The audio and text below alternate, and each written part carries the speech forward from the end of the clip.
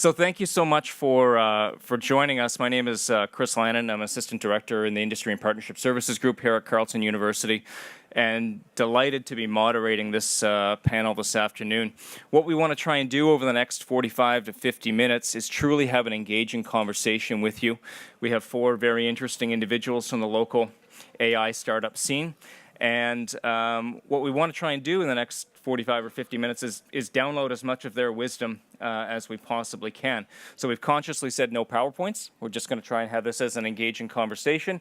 I've got a series of questions here. Some of the panelists have a series of questions. We certainly hope that you in the audience have a series of questions. So maybe we'll get going. We'll do maybe 25 or 30 minutes just to start the conversation. And then if you can't contain yourselves, please jump up to the microphone, and we'll see where that takes us. Before we start, I'd like to introduce the panelists. Starting on my left is Frank Dene. Frank, as you're likely all aware, is the Chancellor's Professor of Computer Science here at Carleton University and the founding director of the Institute for Data Sciences. He's a fellow of the IBM Centre for Advanced Studies Canada and a co-founder of Design Biologics, Inc. Frank holds a PhD in computer science from Würzburg, Germany. Welcome. Immediately to his left is Robin Grosset. Robin is the Chief Technology Officer at MindBridge AI, where he leads the development of a next-generation AI auditor that helps professionals detect and prevent financial anomalies, including fraud. Robin has a track record as an entrepreneur, having founded successful software startups. He joined Cognos and then IBM through acquisitions. In 2012, he was appointed an IBM Distinguished Engineer. At IBM, he served as a technical lead and chief architect of IBM Watson Analytics. Robin also holds many patents in the areas of analytics, data processing, and security. Welcome, Robin. To his left is Roy Wilds. Roy is a field data scientist with Interset, working with customers to identify new data sources that can be incorporated into Interset's advanced security analytics software. Roy holds a PhD in applied mathematics from McGill University and has been applying advanced statistical methods to analyze data for over 10 years. Early on as a data miner, and more recently in the capacity of a data scientist. Welcome, Roy. And last but not least, Matt LeMay, an experienced engineer, manager, and advisor, and an avid judoka. Matt LeMay is co-founder and CEO of LeMay AI, a consulting firm specializing in rapid deployment AI. Matt has promised not to use any judo following any difficult questions. Well, actually, fun fact, I train with Tracy Lorio. Wow. So you got to be afraid of Tracy more than me. Thankfully, she's moved from the front row. Ooh. A systems engineer and manager by training, Matt shifted his focus to data science and the development of artificial intelligence in 2015 alongside his business partner and co-founder, Daniel Shapiro. Since then, Matt and his team have delivered valuable technologies and advice to clients in many industries, including real estate, finance, medical devices, HR management, marketing, defense, and public sector organizations. Please join me in welcoming all four panelists.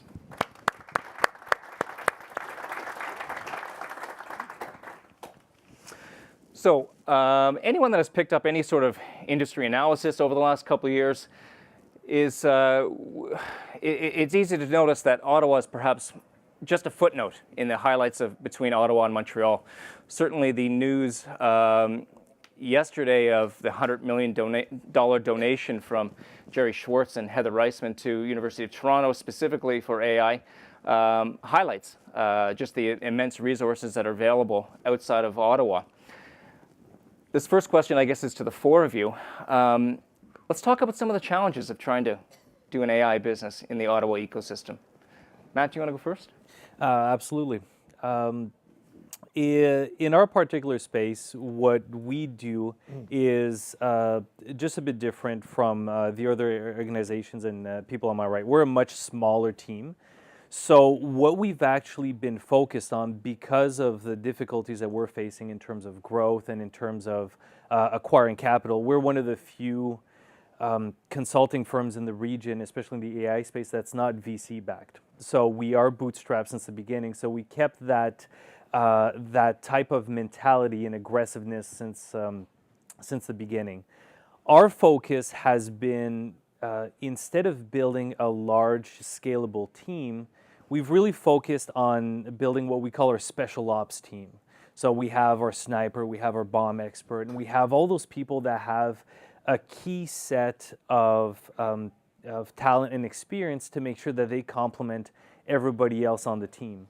And we spend a lot of time working with them to make sure that their career path is in line with that particular mentality. So what we've done in terms of addressing that particular difficulty in acquiring talent is actually focusing on making sure that our team is as effective as possible while staying small. So it's just a slight twist on a standard approach. Roy, please.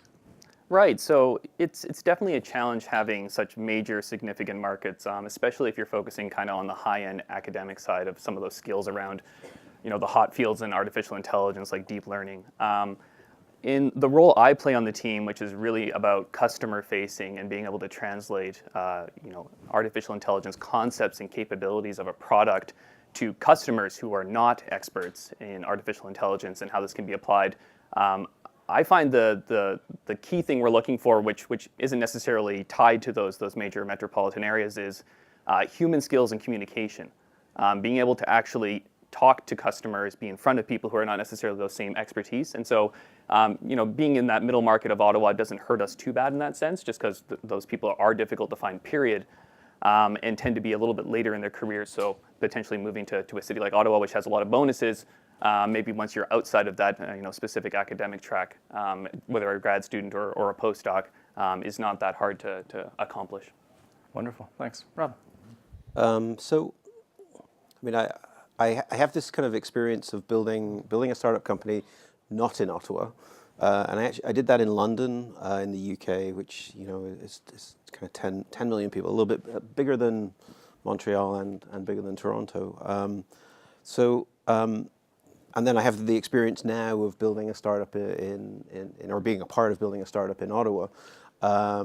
If I was to compare and kind of contrast, I actually think the resources that are available in Ottawa to assist entrepreneurs who are trying to find their way are really amazing.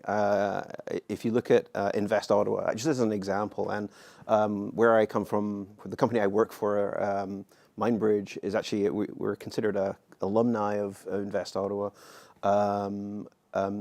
The support that you can find and the mentoring that you can find in the city is really second to none.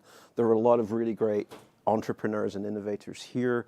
The reason I came to Ottawa was because I was acquired by Cognos, and that's another great kind of Canadian success story where an analytics company grew up here and became a world name. I mean, they were the largest independent analytics company before they were then acquired by IBM. I think Ottawa is actually a really good place. I actually don't think it's any worse off than Montreal or Toronto. We have a kind of unique access to talent. We're right in the middle, yeah? So we can pull from those centers. Mindbridge, we're growing very fast and we're hiring people from Ottawa, but we're also pulling people from Montreal, Toronto, Waterloo. So I don't think there's a disadvantage at all, to be honest. And I think the support that you can get and the number of entrepreneurs in the city is really amazing. And the number of people that you can connect with, who will give you advice from any aspect of growing an organization. I don't know. I'm fairly convinced that Ottawa is a great place to start a business. Wonderful.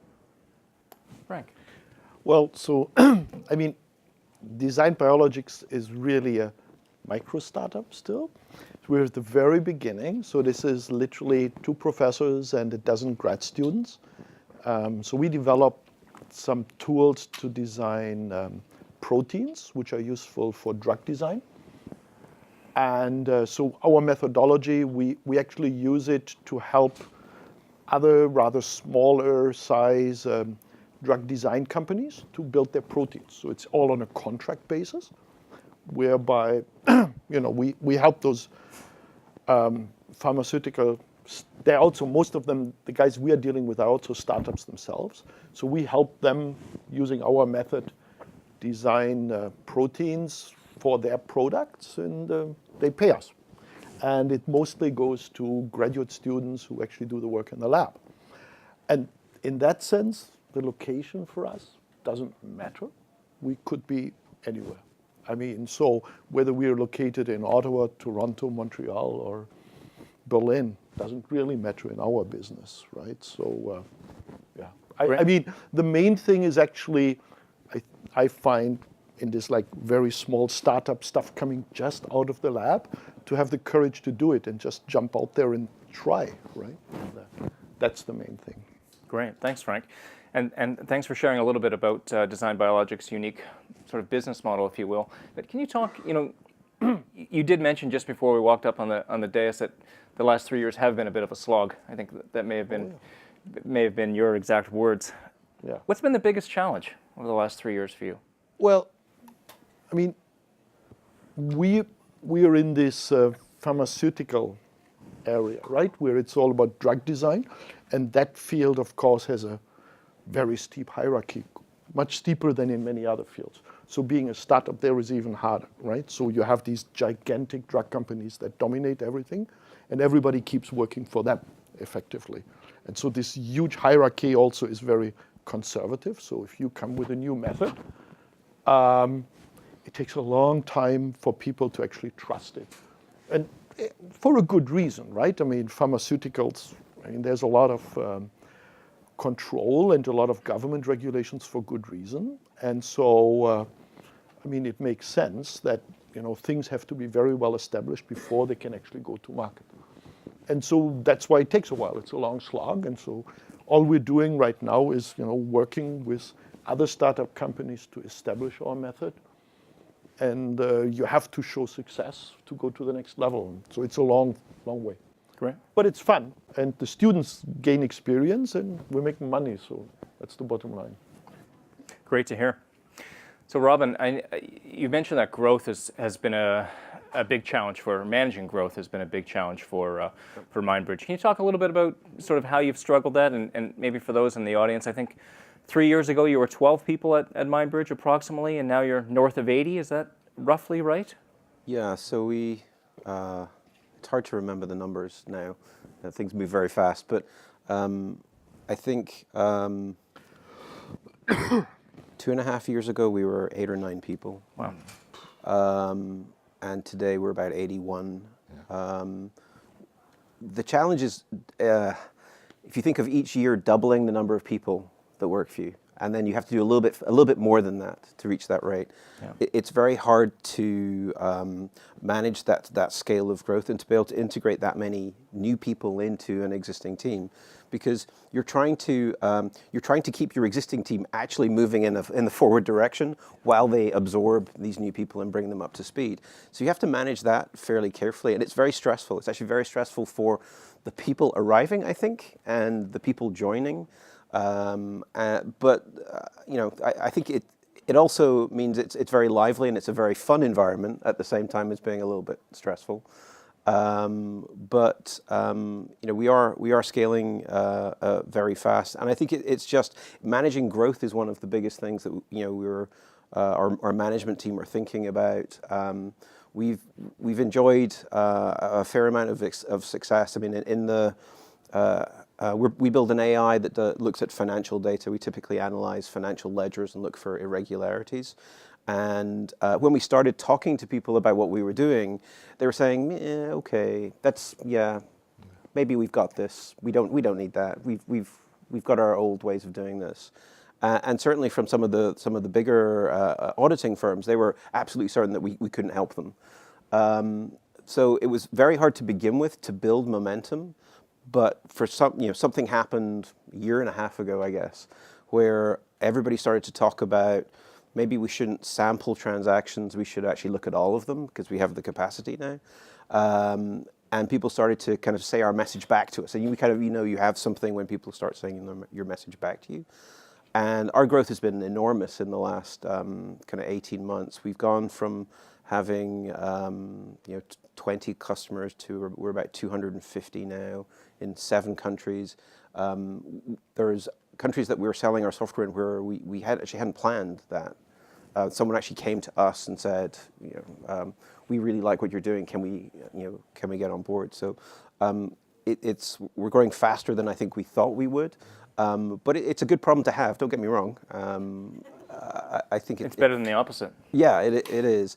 So for us, it's a lot about managing growth, which kind of leads your earlier question about finding talent. And it's I think it is a challenge, but I think we have a great ecosystem in Canada, but also in Ottawa of both engineering and data science talent, which is kind of what Mindbridge is really looking for.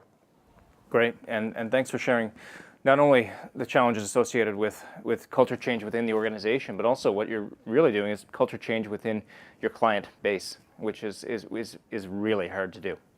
Accountants are live and die by sampling, and to take that away from them is a real culture shift. There's this challenge that I didn't realize when getting into this space actually, was that auditors are actually trained in their training to be skeptical. Yes. Yeah. So think about building an AI and then trying to sell it to a inherently skeptical audience. Yeah? You have to work very hard to make sure that they understand every last detail of what it does and how it works. And this is why I think the last panel was talking about the need for transparency and the need for accountability and explicability in the AI. And that's why we've had that as a mantra for our entire existence, is trust in AI and being explicable. So we spend an enormous amount of time actually thinking about how we design the product so that it speaks to people who are non-technical. Wonderful. So as many of you may be aware, Interset was acquired by Microfocus out of the UK about 6 or 8 weeks ago. How about that? Roy, we understand that the financial terms are not are available, and we won't ask you how you've upgraded your car, but could you talk a little bit about just the process of the acquisition, how that's really affected you as a company, and are you the same company you were December 1st? Yeah, so I guess, well, starting at the end there, we really are the same company that we were back at December 1st. We were very fortunate through the process of the acquisition to be retained as a complete company, essentially a division within the Microfocus portfolio. So as a worker bee, for me, what that means is my job basically stays the same, except our potential customer base has dramatically expanded as a result of having all of the existing customers that are part of that. The Microfocus ecosphere, if you will, is potentially places where our stuff, our technology is going to also be applied. I wasn't directly involved in a lot of the stuff that goes on through an acquisition, so if you have questions around how that works, I don't have a ton of details on that. But speaking to challenges around how do we get to that point, I think like Robin mentioned, you want to build a successful company, whether you have the end goal of growing it to whatever end, whether it's an IPO or wherever your growth may take you, or if it's actually going to be an acquisition at the end. Your goals are kind of the same, and I think for us what really worked over the last year, I've been with Interset just over a year, was focusing on things like customer satisfaction and value. Making sure you're repeatable and scalable as a company. So my role specifically that got brought in was all about how can we reduce the friction of actually delivering our software to 10 customers as opposed to one customer, because you're not going to grow your employee staff by 10x to get 10x more customers. That's not the way the business works, right? So focusing on those kinds of challenges and making sure that was the focus for the company was definitely a piece of what went into the success that eventually ended with the Microfocus deal. But I think that's common across all companies, whether you're trying to grow yourself to whatever point or past a point of being acquired or going an IPO or whatever else it might be. Those are the challenges, and that's what we really wrestled with. You wrestle with it at any stage in a company, but we really found once we got to that growth stage of trying to really increase customer satisfaction and making sure that we could efficiently deliver the product, that's really what we focused on over the last year and a half. Fantastic. Thanks so much. So Matt, we talked briefly about startups and being entrepreneurs, and I sheepishly admitted that I couldn't handle the stress of doing that and knowing that people were depending on me to make payroll. Are you willing to share some battle scars over the last few years? We'd love to hear a few. Some battle scars. It's I feel like it's all we have at this point. Yeah, you come out after a few years of entrepreneurship, and you're just you feel some days like you're just the empty shell of your former self. Where's the passion? Where's the fire? And you're just going through the routines. But those are the bad days. You got to look at the exciting good days that are fun. The last battle scar that we had recently was any time that we try to grow a bit more, to get more employees and to get more capability, we tend to, you have to remember that every time you add a new person to the group, that person now has a relationship with every other person that exists. So the actual communication channels grow geometrically. Now, that leads to a lot of issues. There's additional friction. So every time you grow a bit, suddenly the types of problems that you have are the problems you never had before. There was even a discussion that happened recently with me and my co-founder that we had a really long talk about, do we just want to do a hard reset on the company? Let's just cut off everything. Let's go back to the roots. Let's go back to the fundamental of what we had, because we know that model works. The question was, do we have the capability, and does this business model, is it actually scalable? So that's what we're still experimenting and exploring with. The battle scars so far is, we joke at the office that we're still alive, not from a lack of people trying to put us out of business. Anything from your accounts receivable that, we have some accounts receivable that I think now are like a year and a half in. That's out of pocket. Like I had to make sure the employees get paid. Yeah. So those are the things that you don't foresee at the beginning. You also have everything in terms of structure inside your organization. So yeah, you and your co-founder or all your co-founders, well, yeah, Gmail is fine, but now there's a cost associated with that when you have a team of 20 people. So that's something like, did you prepare for that transition and that shift? The other one is everything related to focus. Now you've been working for 6 months and you have something that's reproducible and you can send it everywhere. Well, now everyone wants to be part of it, and now you have opportunities across the board. Well, what's actually a good opportunity? Are they just talking to you because they're interested? Do they want to buy your product? Or is there something actually tangible here that you can move forward on? So we ran into that experience when one of our former clients loved our business model, and we decided to expand in Dubai. So we have a new office to serve the MENA region. Now this was at the same time as we spun out some of our IP into its own company. So now suddenly you had one company that was very small with a handful of people to 3 companies, 1 product, 2 consulting firms, shuttling back and forth to Dubai, a bunch of opportunities showing up. Then you realize that there's no legal structure between company A and company C to actually do business, even though you're the same director across all 3. That's the type of structure that you didn't have at the beginning. So you have to remain flexible, you have to remain dynamic, and yeah, it's about continuously solving problems rather than solving a few problems and then having smooth sailing, because there isn't smooth sailing. You have to enjoy the waves. That's really what our view of entrepreneurship is. And I know that Chris is hinting at a few other stories, but we'll see if we can keep them for later. Yeah. So Matt, maybe if I can keep you on the hot seat then, because I think you had a number of interesting stories, and we'll keep this all above board for now. What's the one piece of practical advice you'd give to anyone in the room that's thinking about branching out and starting an AI-based company? Yes. There's 2 things, and there's 2 parts to my answer. And this is not for AI specifically, because you can do a bit of consulting in AI, especially it's moving so fast that it's easy to specialize in a subset of AI. Even Leland McInnes out of the Toot Institute just published something, a new way of using dimensionality reduction. Like, we read it, oh my God, this is amazing. We managed to package it up into client products, and we're talking.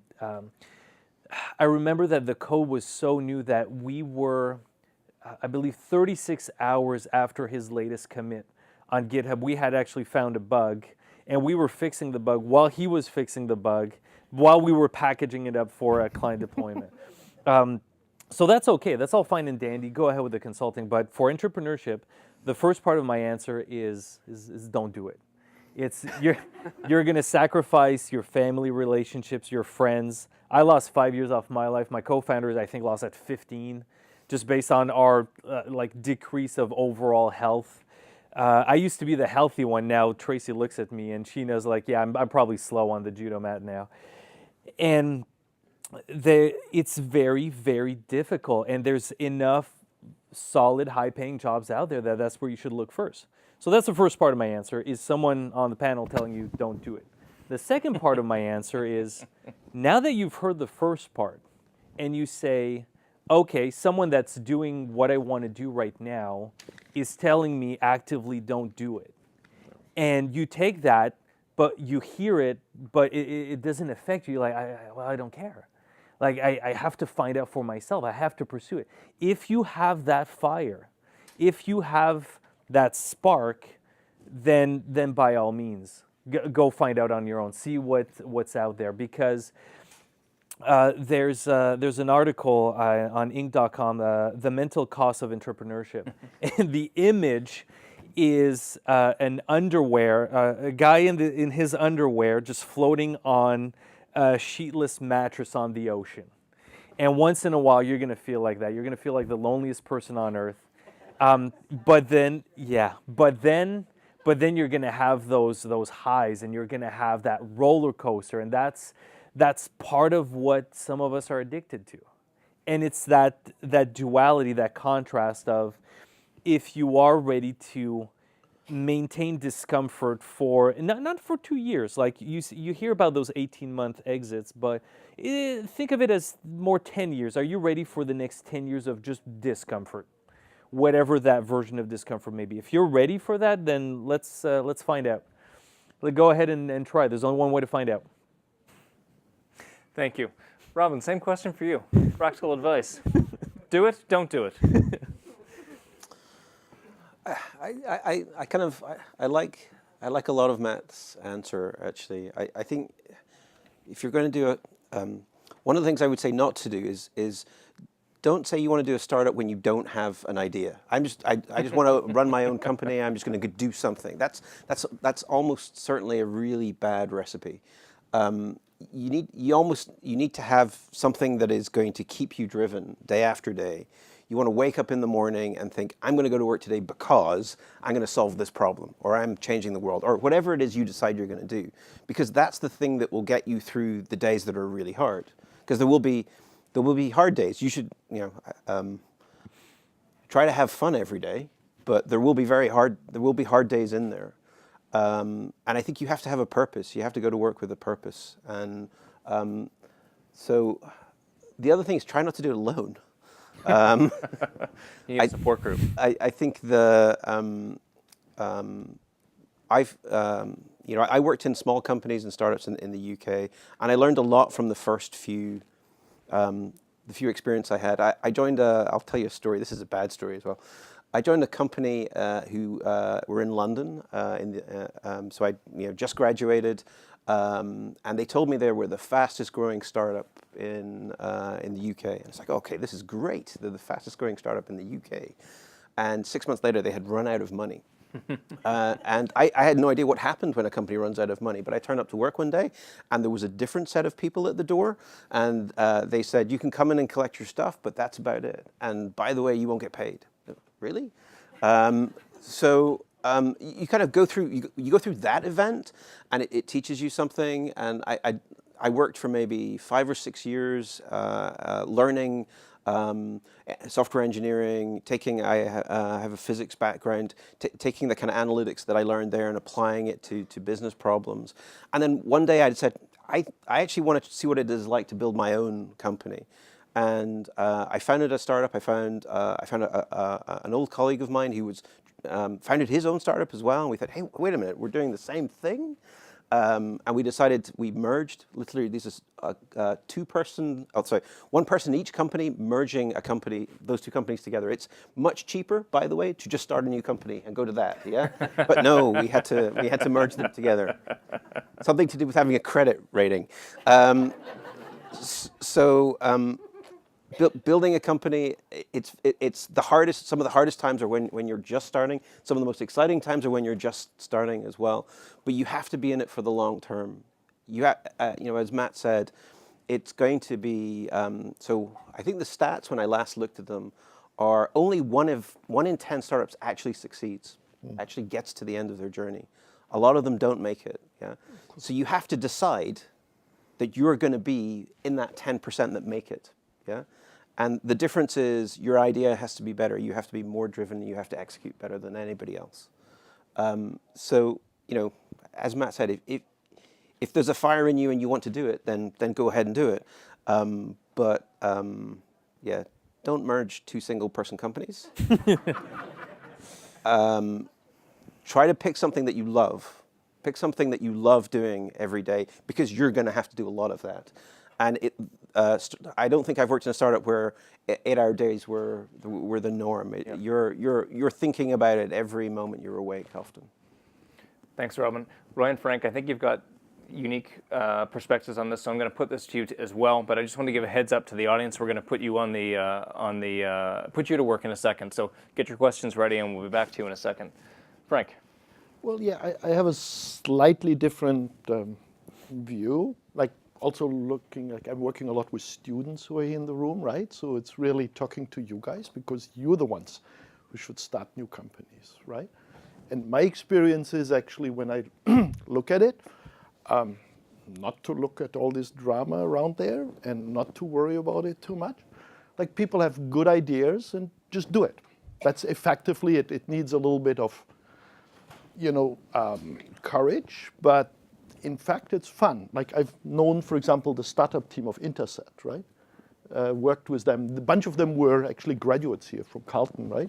Together with Stefan Ju and friends, It was just a bunch of fresh graduates who were good at statistics. And they figured out, we know something that helps the world be a better place, and just do it, right? So same in our case, when you just have an idea, and starting a company, I've learned, is not something you learn in a class. I actually tried, even as an academic, to figure out, is there some place where I go and learn this? And actually, I found that I wasted my time, because it's really pretty straightforward and mainly about just having the courage to do it and try it out. And that's really also the message I want to give here to our students. You're actually the ones who are really the prime candidates for doing this, right? Most of you have done something smart or doing something smart in your thesis. And if you see that can contribute to making the world a better place, and even if it's a small niche, right? That's the advice. Just try it out.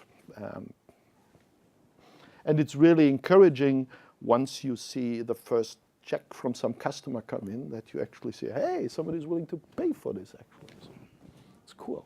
Great. Yeah. Thanks, Frank. Roy. Yeah, so I'm not a founder, so I'm a bit different than the rest of the guys up here, but maybe I can speak a bit to the benefits or the appeal of joining a startup. This is my second startup after working in for the public service for a few years, and I can say there's nothing quite like a startup environment. They vary immensely depending on who you happen to be working with, the stage of the company where they are, as well as the kinds of challenges the company's undergoing. But assuming most of you are interested in data, since this is daytoday. Assuming most of you are interested in data, having a chance to work in a startup environment on data, there's nothing quite like it. I get to do what I love to do every single day, which is work with a ton of variety of data. I analyze it every which way. I get to create cool visualizations. I get to evaluate new technology and tools to make this happen. And at the end of the day, I get to find out from our customers that, hey, we've detected a compromise, or we have actually used this software and the stuff that you have helped build to deliver value and help to protect their networks. I work in cybersecurity. So that kind of thrill and excitement is absolutely, it's a huge part of what I do on a daily basis. And so for those of you that might not be necessarily wanting to go the full-on entrepreneurship way of creating a business, and there's a ton of benefit to that, and I would not take anything away from everything that was said beforehand, working in a startup environment too is also immensely satisfying and a ton of fun. And different pressures, right? So I don't worry on a daily basis. Before the Microfocus acquisition, I did not worry on a daily basis about making payroll. I really liked the fact I didn't have to worry about, how much runway did we have as a company, because I knew that the people in charge were taking care of that. I worked and worried on a daily basis about how am I going to get this product to work in that customer environment in the best possible way. And that was the challenge I really loved. It was the kind of thing that was, suited to my strengths, was aligned with my interests. I don't know if I lost 5 years or not, but I certainly did lose some sleep and some stress around that. But the rewards around that were also immense, and something that I was very happy and really glad I made that decision. Yeah, just a quick point to add, just so that you guys don't remember me as like the very sad founder, is about what we heard also with all the different answers is about that love and that passion for what they do, no matter what they do. Yep. Now, we were lucky, my team, when we started, we were really clear about knowing not necessarily who we were, because people change, but just knowing what we love doing. And the nice contrast between me and my co-founder is I identify as just a builder, right? I just like building things, whether I built circuits for a number of years. Now we're building programs, and just like you said, building visualizations and that communication channel for people. Like the best Christmas present for me is Legos. So as long as I can be building something that creates something that's fantastic, and for my co-founder, he's a problem solver. He likes turning the gears to open the safe. He likes penetration testing. He likes all these different things of solving the problem. So that's where, if you know where your strengths and weaknesses are and what you love doing, you're going to have a fantastic time no matter what you do. That was my last point. Yeah. Fantastic. Thanks very much for a very diverse perspective on the same question. So I'd like to turn it over to you. We've got a bunch of microphones. If you wouldn't mind using the microphone, that would be great. I think that will help out with the live stream. Hello, thank you for the discussion. It was very interesting. My question is about, when you start a startup, you have a pain point in your mind, and you are solving it. But with time, maybe you get pivots all over the way to change the direction of your company. If you can share with us, maybe a few story of a big pivots that changed a lot in the way. Thank you. I'll start quickly. So my first company, when I was still in school, I decided to say, hey, I think that computer coaching, not computer training, is a good idea. Let's see if people are interested in understanding what makes a person good on computers. We can encode that, we can transfer that, and people are interested. But that was terrible. I tested it, it didn't work. So I just shuttered that company very, very quickly. When we started our consulting firm, back in 2015, and we were wandering around here and trying to find clients, just like a lot of you, I'm sure. 2015 was a time that there was a lot more energy in Internet of Things. Cloud was booming, and AI was gaining some momentum, but not really there yet. So what we tried to solve as a problem is data capture and comprehension. So if you can collect the data from the sensors, store them intelligently, and then have some actionable insights, it's that chain that's valuable. That was our hypothesis. And since then, AI in its different forms gained momentum by 3 orders of magnitude. Cloud, you have to do cloud just as a permission to play the game. And IoT is honestly kind of still where it is since 2015. I'm not as close to the industry, so please correct me if I'm wrong, but that's where we started, and we had to shift. So again, our problem was just looking at what was the market responding to in terms of our different offerings. And it was continuous testing of, just in terms of consulting services, what are people not even willing to pay for, but interested in hearing about? We had to continuously go back and forth and see what was there. So we started with something, we shifted, And once in a while, when we knew it was a bad idea, we just had to shut it down. So, so my experience, you have to be quite determined to get to the end of a startup. End sounds bad, doesn't it? There's a point where you know you have something, and that's a great day. It's probably later than your first check, and you think about it as it's sometimes referred to as product market fit. It means you've got something. It's very hard for an individual to understand a market because there's lots of people in the market. And whilst there's a stage when startups they're searching. You're searching for the model. You're searching for the product fit. And in that time, you have to be very open to the fact that you might be wrong. And that is actually really counter to all of the attributes that we talked about earlier. Like, be completely determined that you have the answer, but also consider that you might be wrong. Yeah, these things they're not very compatible thought processes. But you have to be listening to typically what your clients are telling you, or you have to keep innovating and you have to keep pivoting until you find the right fit. So, kind of real story from my background, that the company where there was two single-person companies merging into together, we were doing analysis of something called an associative database, and we figured out how to do that, and we sold that once, and that was a great day. We thought we'd won the lottery, but that wasn't the end. We discovered that there was a bigger market for something slightly different.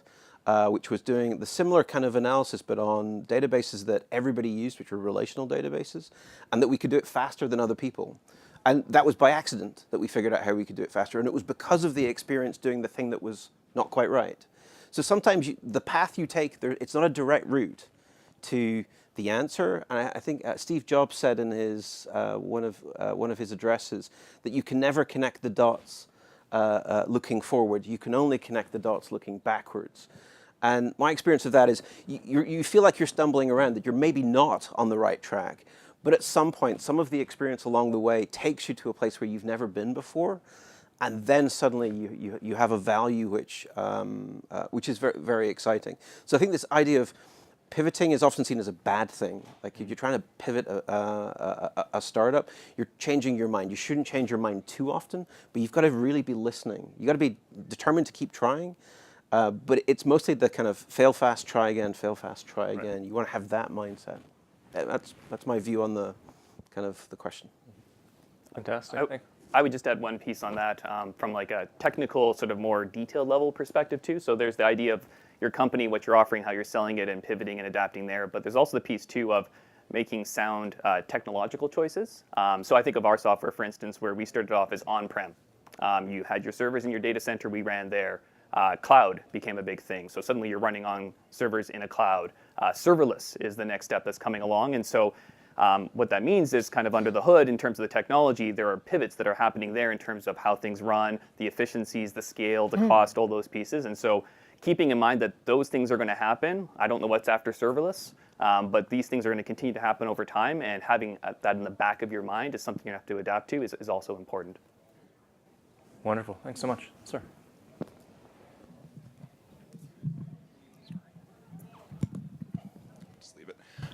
This is going to try to rope in as many of you as I can.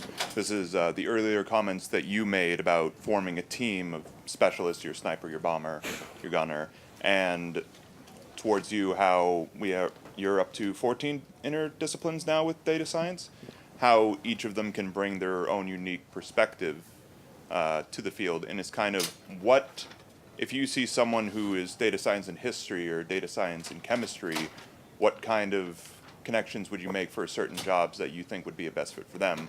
I'm from physics, like you. So what do you think would be good fits for everyone here?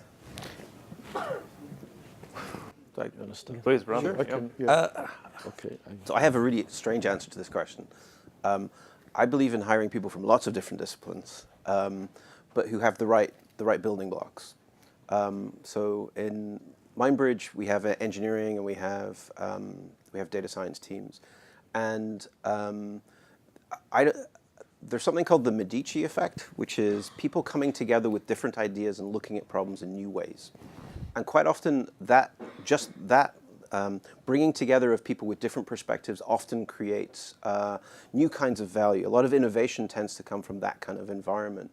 So I think in the Mindbridge data science team, we have people with bioinformatics backgrounds.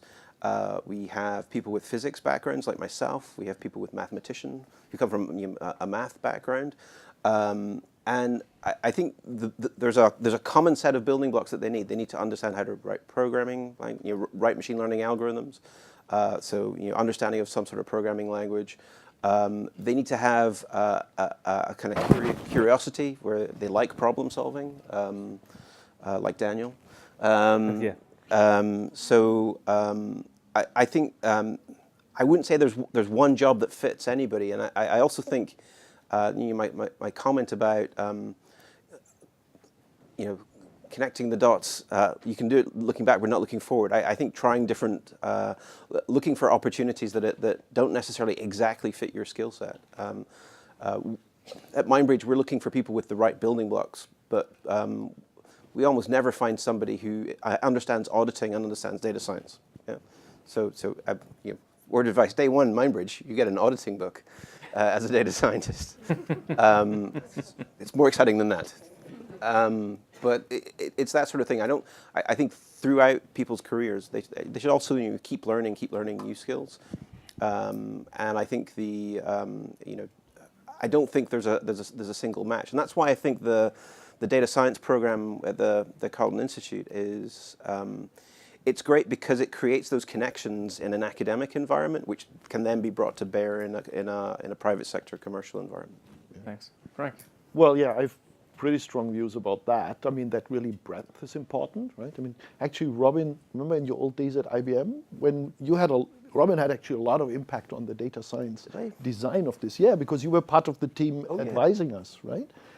We had a lot of input from industry, particularly, right, at that time. And that really, what Robin just said, became very clear that it's not just about technical knowledge, right? It's about domain knowledge and linking all these things together.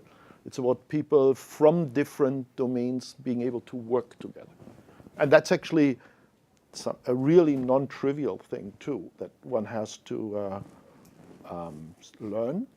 And that's really important. So, for example, like just our little company is actually built on that. It's computer scientists and biochemists working together, and you wouldn't believe how hard that is. It took us years just to make people actually be able to talk to each other. Yeah. And this is something that, right, in the corporate world is really important for people with domain knowledge, be it in law, business, you name it, be able to talk to people in technical fields. And if you can master that, you have a big advantage. And I think that's for graduates an important thing, right? An important skill. I think one of the things that people underestimate, and this is a great example of why you need that communication skill, is the explainable AI thing. We have to explain to auditors who have no data science background at all what something means and do it in a way where they can understand what the algorithm did. And I think that requires, that's a problem which spans data science, human-computer interaction, auditing.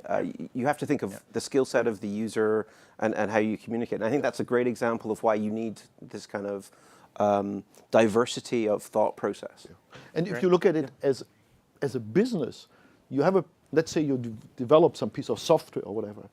In very few cases is your customer a computer scientist. Yeah.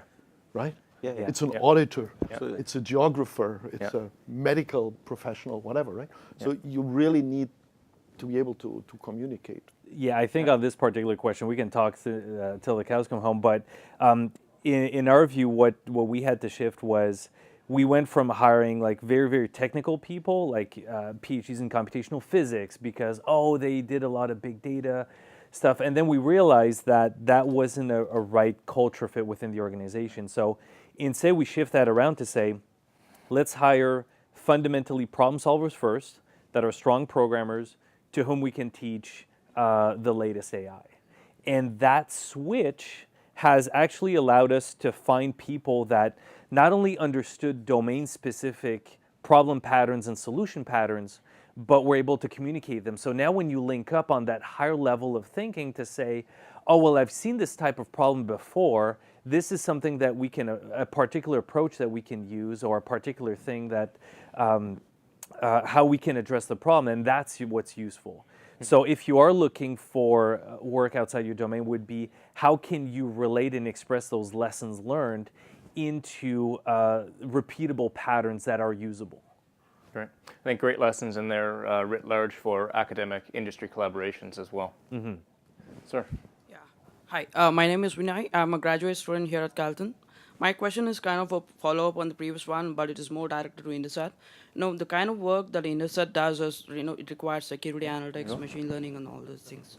So I'm just asking that, how frequently do you come across talents which has expertise in both networking and programming? That is the first question, and the second one is that are these guys willing to join startup?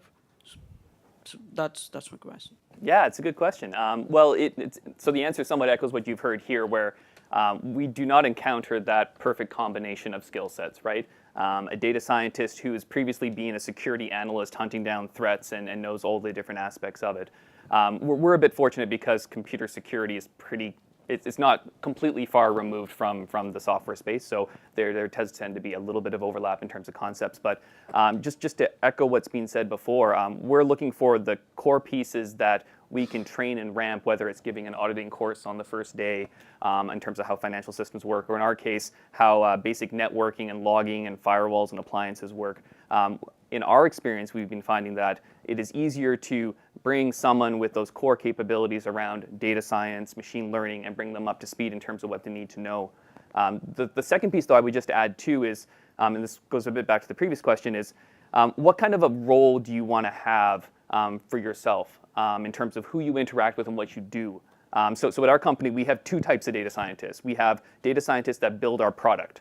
So they are experts in algorithms. They are experts in computer security in terms of how we find the patterns and signals that matter. The other side, which is just me right now, is customer facing. So to the point earlier of how do you communicate with a security analyst or a CIO around how your AI works to help protect their networks. And in my case, at least, in this specific type of role, it's the human skills that matter. So there's being able to communicate with your teammates, being able to communicate within your company to make sure you can solve problems. I find it's a bit of a parallel or complementary skill set that actually lets you communicate with customers, people who want to know how does this impact their day-to-day operations, as opposed to how do I make this product work a bit better. Great. Please. I'm Ziad from Carleton University IoT Lab. I understand that building a successful startup is a success itself, but how to make an impact? So have a worldwide impact. Is thinking outside the box a condition for that? And how does education should be shaped to make people or students think outside the box? Philosophy questions. So I mean, in a way, obviously you have to think outside the box, because if you do what everybody else is doing, there's no space for your startup. I think there's a pattern in a lot of startups where there's a kind of word that's often used about disruption. Yeah. Paradigm shifting. Yeah, and I think the reason there's lots of interest in AI at the moment is because AI is kind of set to disrupt lots of different industries. And it's probably more than automation, mechanization. Those things were a part of the previous industrial revolutions, agricultural mechanization, the computer revolution. But what happened in those circumstances is people were very slowly displaced from agriculture into other roles. With AI, what we're seeing is it's coming to industries where we don't normally associate it. I think one of the examples was earlier was AI being brought to legal, but AI being brought to medical, AI being brought to finance. These are normally roles that we trust to professionals, and typically highly educated professionals. And the kind of AI disruption that's happening now is we're now building smarter machines that can take over some of the role of those professionals and typically augmenting their ability to do their job. So we're not necessarily replacing lawyers or doctors. We're typically giving them better tools to do their job. So I think a lot of the disruption that's happening is looking for things where an industry is changing. I think one of the ways to have a really broad impact is to look for the kind of changes that are likely to have a global impact. I don't think anybody looked at Uber and thought, taxi cabs really need to change. Yeah, at least I didn't think that, before Uber. Yeah. But now that we have experience using Uber, everybody says, "Oh yeah, it's better suddenly now that I don't have to. There's no cash being exchanged. Everything is so done obvious and tracked." So I think you need to look for something that's non-obvious and something that which you think will have a kind of that potential to be disruptive, to an entire industry. And I think the reason there's so much focus on AI right now is it's coming to all kinds of industries in all kinds of ways. Just to shoe in exactly on what Robin said here, he mentioned the Industrial Revolution and all of that. There's 2 points in time that you can actually take a lot of inspiration from. One was electrification. The second one was transistorization. So when electrification came about, especially in the earlier types of manufacturing, what they did is they replaced all those steam engines by electric engines. But what they did is they just dropped in those new, much more efficient electrical engines exactly where the steam engines were. It took 10 to 15 years for someone to say, oh, wait a minute, we now actually have the flexibility to move the machines wherever we want. Therefore, we now have the ability to redesign the entire floor plan of our manufacturing process. So just that second acceleration is also where there's a sweet spot right now, because yes, there's going to be a lot more algorithms coming out in AI. There's going to be a lot more data science needs and capabilities coming out. We have one view to say that the data science world might take the same route as accounting. So you're going to have your bookkeepers, you're going to have your professional accounts, and you're going to have your consulting firms. But what we also believe is going to happen, to answer your question in terms of opportunities, is you're going to have all those in-between levels, all those unset areas that you are able to combine a few things and then move it forward. And the timing's perfect. Like Facebook could have never existed before the invention of PHP and the concept of Web 2.0. So if you look just at how things are shifting, it's just going to be taking those ideas, combining them, and seeing what works. Wonderful.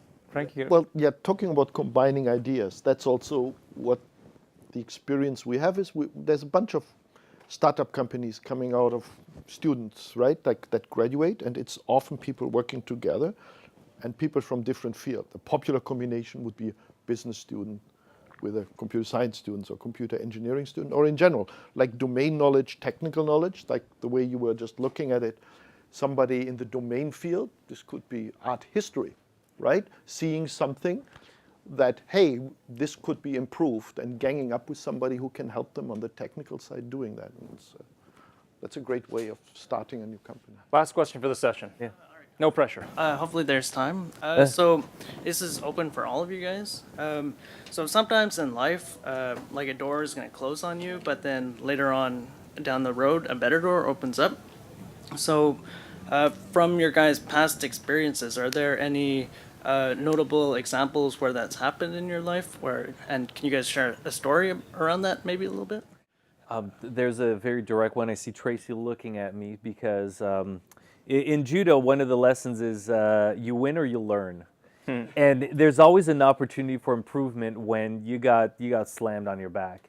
So you did something wrong, you moved the wrong way, and it's the same thing when you're trying to get feedback. Your ideas don't work. Why don't they work? Is it because the person isn't interested? Is it because it's a bad idea? You can keep having that back and forth. And a lot of that experimentation, you being with ESDC, correct? Yeah. So I know that your new CDO is going with the experimental route and trying to be more dynamic. And those very small experiments count for something. Trying to say that instead of having going on an adventure for 5 years to see what happens, if you have a day job and you want to experiment, just have a little side gig, see if you can test it out in the market and play it safe. If you're looking to really see that a door shuts down now and maybe sometimes another door will open in the future, just use it as a lesson. Like remember that most people no one's really out to get you. It's just you don't fit in their agenda right now. So we don't, and it took me a long time to realize that when people don't return your calls, it's not because they're malicious. It's not because they don't like you. It's because they're busy. So once you have that better understanding, that viewpoint, you understand, oh, okay, they're just not answering my call because they're in a meeting right now. Okay, fine. So you just have to always try to analyze what's going on, but don't think too much about it. Again, find that balance. Yeah, and I guess like, sort of just from like, I guess sort of the answer to that question that I'm trying to ask is like, from my perspective, there's been times where like, so I started in engineering and Yep. like it didn't really work out for me, and so it opened up a better opportunity through computer science for me. So, yeah, thank you for. Okay, so in that particular case, I did the almost the opposite path of you. So I was lucky. I went into electrical engineering, somehow survived, and then I realized that, well, it was really what was useful for me was building circuits on my own. Yeah, the certificate was a permission to play the game, but it was that applied knowledge that was interesting to industry. So in your case, you now have a way to look at different problems just for fun. And so if you are in computer science and you are saying that there are these different opportunities, then it sounds weird, but as soon as you open up the interest in the world, there's a whole wide range of applications and opportunities for solving. So you just got to put yourself out there, man. Yeah, I think it's worth keeping in mind that your degree does not define who you are.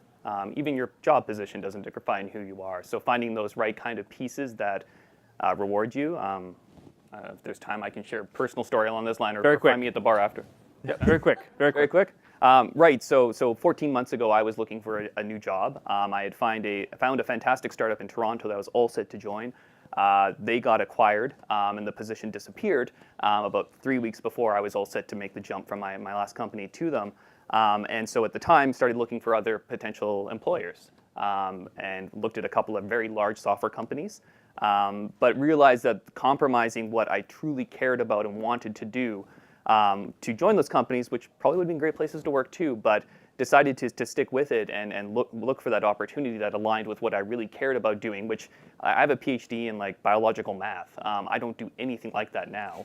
I spend my time working in a different problem space, but deciding that the things I cared about, working on problems, working with data on a regular basis, and actually delivering customer value, I stuck with that as being the most important thing to me. And then 3 weeks later, I happened to run into an employee at Interset at a curling game. The random stories that tell you about the connections you end up making, and that's where I wound up. So just sticking with the fact that your career is not necessarily defined by your education or your past work experience. Where do you want to go and what do you want to do? It's not a straight line. Yeah. But I'd also say there's always another door. Yeah. With that, I'm going to conclude the session. If you look back and reflect on the session, as I've done over the last few minutes, we've benefited from some incredible wisdom and really received an advanced class in things like business history, transformation of industries, organizational culture, finding your customer, redefining your product, and thank you so much, gentlemen, for all of your insight. We greatly appreciate it.